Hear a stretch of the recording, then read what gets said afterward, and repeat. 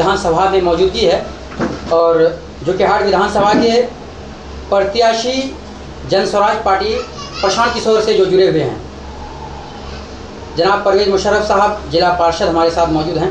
Sir, आपने press conference क्यों बुलाया है? प्रेस कॉन्फ्रेंस बुलाने का मेन मकसद था कि हम अपने जो कि विधानसभा के अवाम से हम रूबरू होना चाहते थे, उनको एक ये मैसेज देना चाहते थे कि ये सच है कि आज तक हर पार्टियों ने हम लोगों को ठगा है, लेकिन एक नशा लोगों में चढ़ा कि अवैसी साहब के हाथ को मजबूत करना चाहिए, मुसलमानों को एकजुट होना चाहिए। ये कहीं से गलत नहीं है, एकदम मुसलमानों को एकजुट होना चाहिए।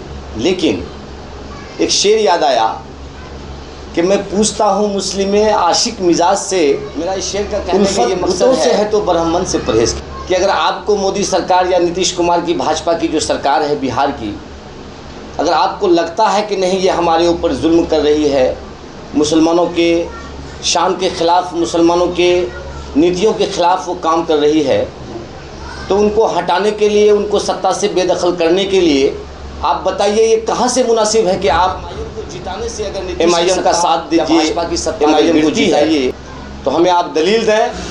आज मैं जनस्वराज छोड़कर आपके साथ हो जाऊँगा।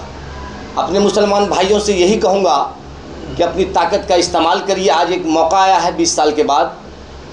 अच्छा सर, एक बात बताइए, आपको कुछ मालूम है ऑटो चालक को जो आपके पार्टी की तरफ से इंश्योरेंस दिया जा रहा है, उसके विषय में लोगों को क्या कहना चाहेंगे? 4 लाख जो इंश्योरेंस भी दिला अपने नौजवान साथियों से हम यही कहना चाहेंगे कि हमारे जनस्वराज के सूत्रधार हैं, प्रशांत टेम्पू चालक हैं, सीएनजी गाड़ी वाले हैं, जितने भी ये लोग हैं, जितने भी साथी हमारे नौजवान युवा हैं, उन लोगों से हमारी अपील है कि बहुत जल्द हम आप लोगों को बुलाने जा रहे हैं, एक जगह इकट्ठा करने जा रहे हैं और प्रशांत जी अपने फंड से, अपनी ताकत से, अपनी प्रयास से आपका वो बीमा करेगा और आपको दुर्घटना बीमा जो भी सरकार की तरफ से 5 लाख रुपया मिलता है, ये बीमा आपको मुफ्त में जनस्वराज की तरफ से करके दिया जाएगा। अच्छा सर, आप जो लोगों में जाते हैं, अक्सर बेशतर आपका जो है ख़ास तौर में समाजों के हित में घूमना होता है, तो लग रहा है कि आपके पार्टी को इस बार, क्योंकि यहाँ पे मुस्लिम बहुमत है,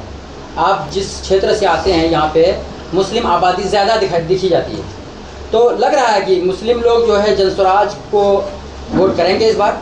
आप जो अक्सर में से घूमते रहते हैं, तो लग रहा है सर? देखिए, चुनाव जीतने से पहले भी, चुनाव जीतने के बाद भी, हम एक जिला पार्षद हैं, भी चुनाव जीतकर जिला पार्षद बने, तो तब भी लोगों के बीच थे, हम आज भी लोगों के बीच हैं। लोग ये सवाल करते हैं कि ये पहली बार जनस्वराज पार्टी आई है, ये कहाँ से सरकार बना लेगी, तो हम लोगों को ये समझाते हैं कि 20 साल पहले इसी बिहार में, इसी जोकीहाट के लोगों ने मिलकर 2005 में लालू यादव की सत्ता को बदला था और हिंदू मुसलमान मिलकर एक बिहार में परिवर्तन की लहर लाया था और उस परिवर्तन के एवज़ में नीतीश कुमार की सत्ता आई और लालू यादव का आरजेडी का खात्मा हुआ बिहार में। तो जोकीहाट के भी इतिहास रचाने वाले हैं, बाशऊर हैं, वो दुनिया देख रहे हैं, उनको ये महसूस होने लगा है कि अब जनस्वराज ही एक विकल्प है, चाहे वो हिंदू हो चाहे मुसलमान हो, सबके लिए एक ही विकल्प है जनस्वराज, जो हमारी ज़िंदगी को बदल सकता है। अच्छा सर, पीएलसी कार्ड को लेके क्या कहेंगे? क्योंकि आप लोग तो अभी परमानेंट सभा लगा के पीएलसी कार्ड को मांगते हैं। पीएलसी कार्ड एक परिवार से वोट लिया, वो आज तक जनता को ठगा, जनता से वादा किया और चुनाव के बाद वादा खिलाफी हुआ। उसी के बदले में हमारी पार्टी जनस्वराज पार्टी, प्रशांत किशोर जी पीएलसी कार्ड दे रहे हैं कि हमने जो वादा आपसे किया है, कल शायद हम भी भूल जाएंगे, इसलिए उस वादे को हमने एटीएम में कैद कर दिया। अब इस वादे को खोलना, ओपन करना, इसका इस्तेमाल करना, ये आपकी जिम्मेदारी है। इस 5 वादों को ज़मीन पर उतार सकते हैं, ये जनता के ऊपर हमने, प्रशांत जी ने थोप दिया कि अगर आप चाहेंगे तो इन 5 वादों के तहत आपको मुआवजा मिलेगा। जिन नेताओं ने आज तक आपके इस फंड को लूटता रहा, अब हम उस फंड को खींच कर लाकर आपके एटीएम में डाल रहे हैं। अच्छा सर, एटीएम कार्ड वही है। अभी प्रेजेंट विधायक आपके जोकीहाट के, क्या लग रहा है कि उन्होंने काम नहीं किया या किया, कई जनताओं का कहना है काफ़ी काम किया है, क्या कहेंगे उसके विषय में, प्रेजेंट विधायक के बारे में? देखिए, काम आजकल लोगों में ये परसेप्शन चल चुका है कि रोड घाट बनाना ये काम है। रोड घाट के नाम पर हमने तो 20 साल पहले नीतीश कुमार को लाया था सत्ता में, लेकिन 20 साल से उसी रोड के चक्कर में आज नेता भी परेशान है और जनता भी परेशान है। मैं रोड घाट पुल पुलिया को विकास नहीं मानता हूँ। अगर हमारे विधायक रोड घाट पुल पुलिया बने हैं, कोई तोप नहीं मार दिए हैं वो, इसलिए कि ये रूटीन वर्क है सरकार का, ये तो हर हाल में होगा, चाहे विधायक आप हो या कोई और हो। जो सरकार का रूटीन वर्क है वो तो हर हाल में ज़मीन पर आना है। असल जो वर्क होता है विधायक का, वो वर्क ये है कि आम जनता की जो समस्याएं हैं उनको दूर करना, उनके लिए खड़ा उतरना, ये सबसे बड़ी जिम्मेदारी होती है विधानसभा के कैंडिडेट की। लेकिन मैं जनता से पूछना चाहता हूं कि क्या आपके राशन कार्ड बनाने में जब 2000 रुपया लिया गया तो क्या आपका विधायक आपके रुपया को बचाया? आपका हक 5 किलो अनाज लेने का है, आपका हक 1 किलो काट रहा है, किसी आपके विधायक ने आपको 5 किलो अनाज दिलवाया? अगर नहीं दिलवाया है तो इसका मतलब है कि फेलियर है, ये तो सबूत है।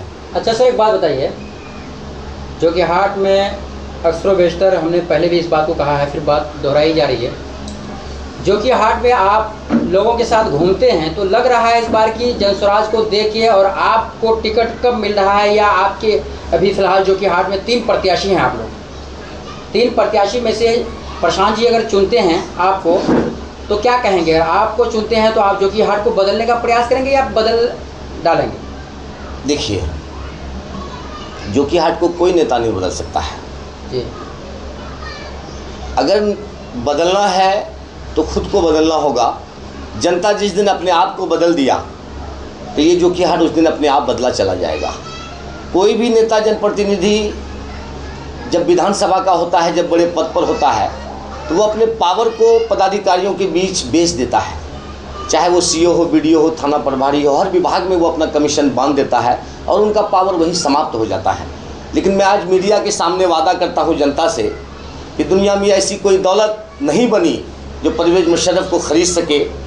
हम आपके हक़ के लिए, जनता के हक़ के लिए, जो सरकार के द्वारा दी जाने वाली चीज़ें हैं उनके लिए अगर हमें खुद अपनी सरकार से भी लड़ना पड़े, अपनी पार्टी से भी अगर विरोध करना पड़े, तो हमें शायद 5 मिनट का भी समय नहीं लगेगा। चलिए, बहुत बहुत शुक्रिया सर आपको टाइम देने के लिए। वीडियो फोटो चालू है, आप वीडियो क्यों बना रहे हैं? इधर से बनाइए ना,